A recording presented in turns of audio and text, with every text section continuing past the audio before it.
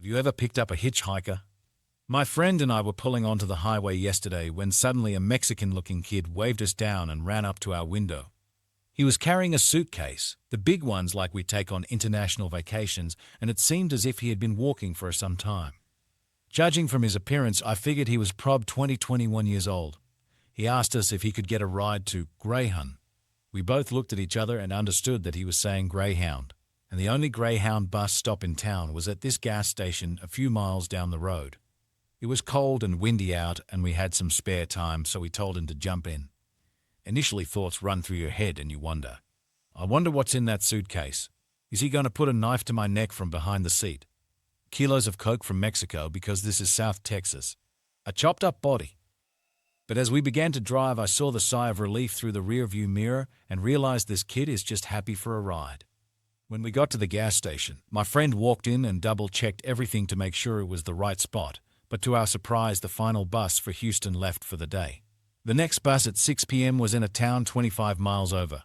We tried explaining this to him. I should have paid more attention in the Spanish I and Roman II they forced us to take in high school.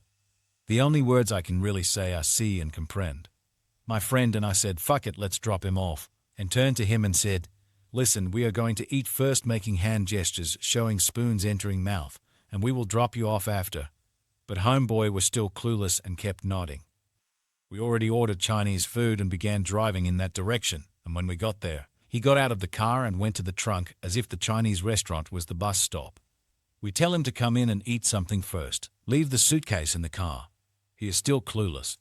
When we go in, our food was already ready. We decided to eat there so he could eat as well.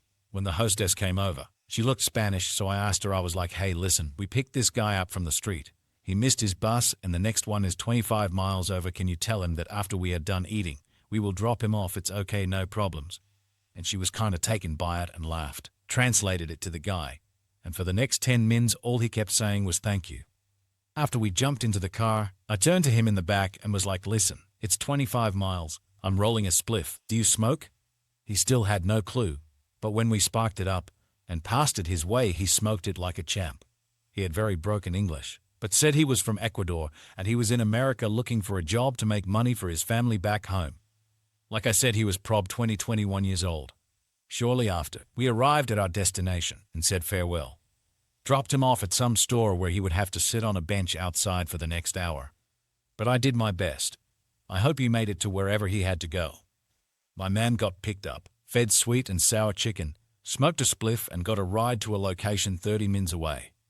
I hope he will do the same for someone else one day.